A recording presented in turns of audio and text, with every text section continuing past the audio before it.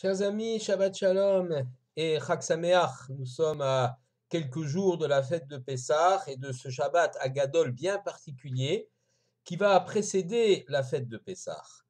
C'est pourquoi je vais consacrer ce temps à la fête de Pessah et notamment à quelques éléments extrêmement importants qui ont rapport avec les noms de la fête de Pessah. Dans la Torah, cette fête est qualifiée de Chag HaPessah, fête de Pessah, ou Chag HaMatzot, la fête des Matzot.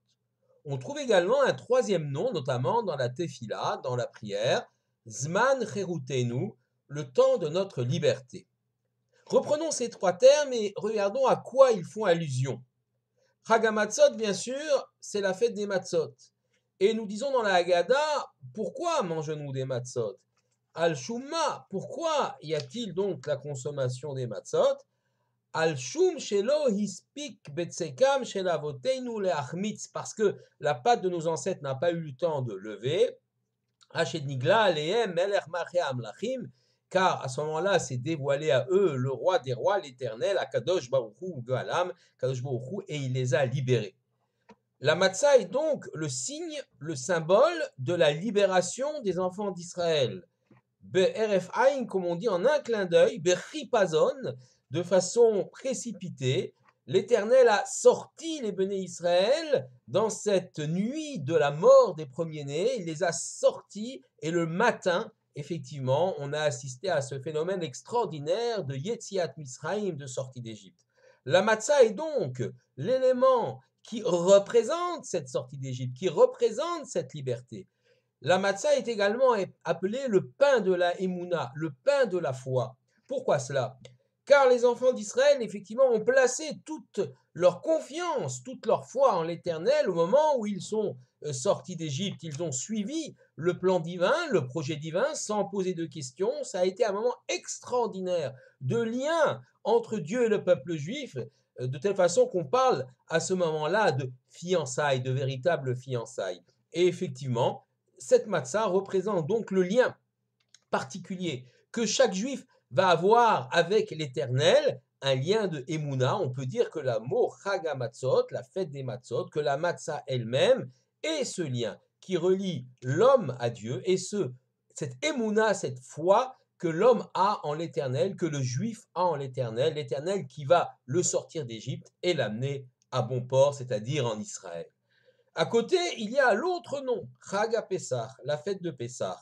Évidemment, ce nom fait allusion au Korban Pessah, c'est-à-dire à l'agneau, au mouton sacrifié par les béné Israël, la veille, le 14 Nissan, la veille de la nuit de la mort des premiers-nés. Ce mouton va être grillé et consommé dans la nuit du Seder avec des matzot et des herbes amères. La signification de ce Pessah, de ce mouton, est double. Tout d'abord, effectivement, Pessah veut dire passer par-dessus, passage par-dessus. Nous savons que l'Éternel est passé au-dessus des maisons juives, les épargnant de la mort des premiers-nés pour frapper les premiers-nés d'Égypte. C'est le sens de Pessah. Et à ce moment-là, le peuple d'Israël a été choisi comme peuple de l'Éternel. Il y a donc une dimension collective dans le terme Chag HaPessah. Dieu a distingué entre les Égyptiens, l'Égypte, et entre Israël. Il a séparé Israël de l'Égypte. Il est passé par-dessus les maisons juives. C'est donc le premier signe de l'élection d'Israël. C'est donc une dimension collective du choix de l'ensemble du peuple d'Israël qui se trouve dans le mot, dans le vocable Chag HaPessah. Pessah, c'est aussi le mouton. Alors on explique classiquement, bien évidemment, que le mouton était un animal sacré en Égypte. Les dieux égyptiens avaient des têtes d'animaux, il y en avait un qui avait une tête de bélier, et les Hébreux, en sacrifiant le mouton, vont montrer à leurs geôliers égyptiens que leur religion n'a aucun sens, que la culture, la religion qu'ils voulaient imposer, eux, les Égyptiens, qui se considéraient comme les maîtres du monde, eh bien, cette religion n'est rien, puisqu'on est capable de sacrifier notre Dieu et de le consommer. On le fait de façon claire et nette. On prend l'animal 4 jours avant, on va le sacrifier au vu et au su de tous, on va le griller pour que l'odeur se répande partout en Égypte, on va jeter les ossements qu'on ne peut pas briser à l'extérieur de la maison. Tout ceci le soir de la mort des premiers-nés, la veille de la libération du peuple d'Israël. Et on peut dire d'ailleurs que finalement l'Éternel, en offrant les mitzvot, les commandements du Seder, c'est-à-dire de la consommation de l'agneau, de la viande, donc de cet agneau pascal, en consommant la matzah et en consommant le maror, eh bien Dieu a donné des commandements, des éléments pour qu'Israël lui-même participe à sa propre libération. En effet, il n'y a rien de pire qu'un homme qui doit tout, 100% de son être et de sa liberté à quelqu'un d'autre. Dieu, dans sa grande mansuétude, a voulu donner, bien sûr, c'est à 90%, 99%, c'est l'Éternel qui a provoqué la libération de l'Égypte. Mais il a voulu donner une petite part à son peuple qui, à l'échelle humaine, est une grande part. En d'autres termes, la consommation de l'agneau de Pessah, la consommation de la matzah et la consommation du marron des herbes amères sont un des éléments qui vont déclencher le processus de la sortie d'Égypte. L'homme va être quelque peu acteur et non pas totalement spectateur dans le processus de la sortie d'Égypte. Alors je reviens sur cet agneau de Pessah. Évidemment, il va être acteur, c'est le premier acte de liberté. Le sacrifier, c'est une forme de violence par rapport au Dieu de l'Égypte. Cela marque la volonté d'émancipation des Juifs qui veulent rompre avec la culture égyptienne, qui va tout de même les accompagner, et ça sera difficile de s'en débarrasser. Eh bien, ce premier geste est un geste fort qui marque le fait que le peuple juif se détache de l'Égypte et de sa culture. Mais aussi, et c'est intéressant, on sait que le bélier, dans les signes du zodiaque et dans les constellations, eh bien, c'est le signe qui justement préside à ce mois de Nissan ou dans le calendrier romain au mois d'avril, le signe du bélier. On sait que les Égyptiens et beaucoup de peuples de l'Antiquité et encore pendant de nombreux siècles, les gens vont croire à l'astrologie. Ils penseront que les constellations, le mouvement des étoiles ont une influence quelconque, ont un impact sur la vie des individus, voire sur la vie des peuples. Il y a encore aujourd'hui des gens qui le pensent. Eh bien, les Juifs disent tout simplement Ein Mazal le Israël. Il n'y a pas de prédestination en Israël. Pour le peuple juif, aucune constellation, aucune étoile ne peut déterminer sa vie, que ce soit au niveau individuel ou au niveau collectif. Et c'est pourquoi ils prennent le symbole, le signe du zodiaque du bélier, et ils lui font la shrita, ils la battent, ils grillent sa viande et la consomment. Effectivement, nous avons quelque chose ici d'extraordinaire. Ein Mazal d'Israël. Aujourd'hui, bien sûr, peu de gens croient à l'astrologie et aux horoscopes, mais il y a des gens qui vont vous faire toutes sortes de théories sociologiques, historiques, vous prédisant la fin du peuple juif, les difficultés démographiques du peuple juif, sa disparition, la disparition de l'État d'Israël, etc., etc., etc. Ein Mazal l'Israël. Si le peuple juif est fidèle à son Créateur et à la Torah qu'il lui a donnée, alors il échappe au déterminisme. Il n'y a pas de déterminisme dans le peuple juif. Chacun, à titre individuel, peut être maître de sa vie. Et évidemment, le peuple d'Israël, à titre collectif, lui aussi peut être maître de sa vie. Alors, il y a aussi, et nous sommes évidemment dans cette préparation de Pessah, il y a aussi la dimension du Hametz qu'il faut évacuer, qu'il faut détruire. Alors je rappelle ce qu'est le Hametz. Le Hametz, c'est toute préparation à base de 5 céréales, le blé, l'orge, l'avoine et l'épeautre.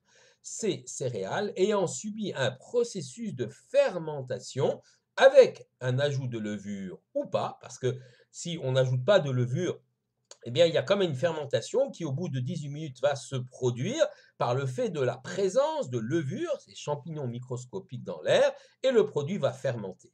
Donc, tout ce qui est donc à base de ces 5 céréales est susceptible de devenir hametz et doit être écarté.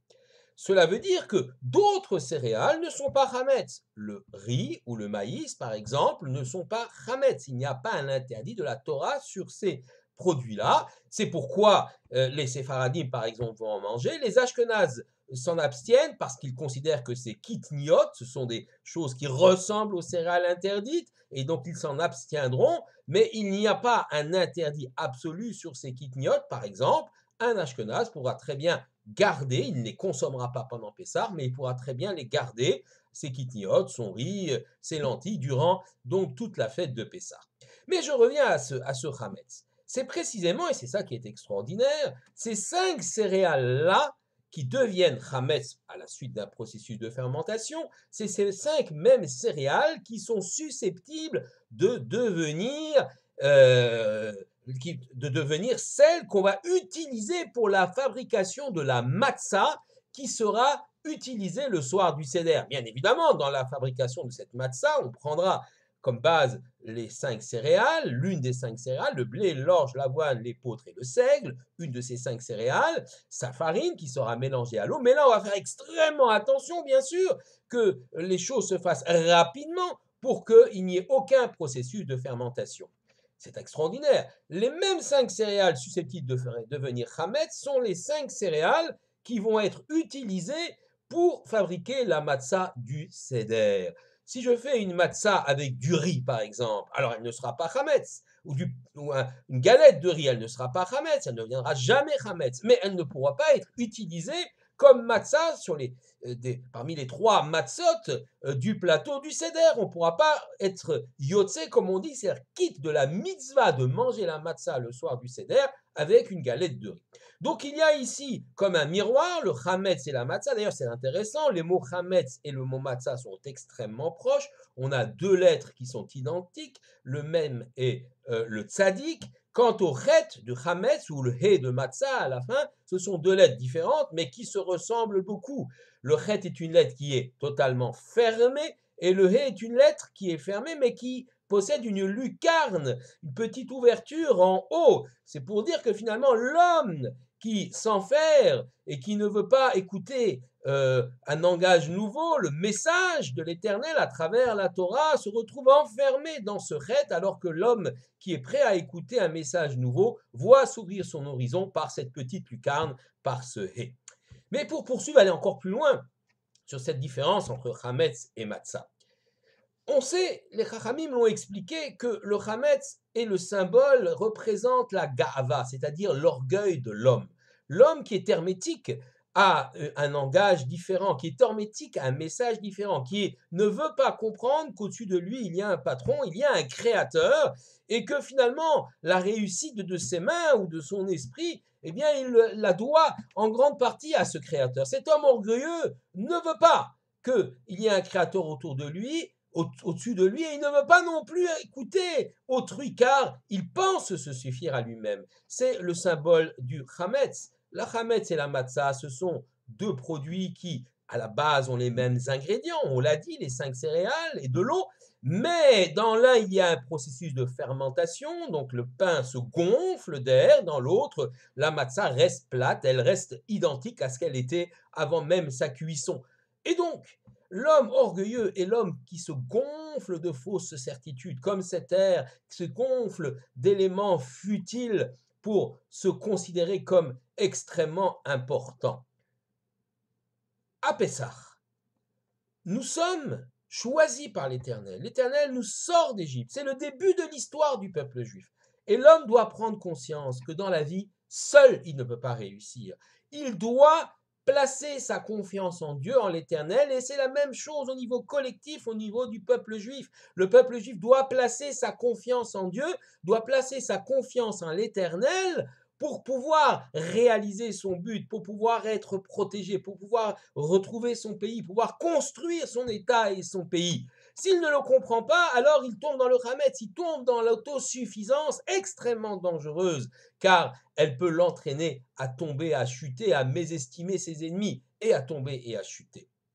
Alors on peut se poser la question, si le chametz est le symbole de l'orgueil, ou d'autres disent du yetzer hara, du mauvais penchant de l'homme, alors pourquoi le chametz n'est-il pas interdit toute l'année?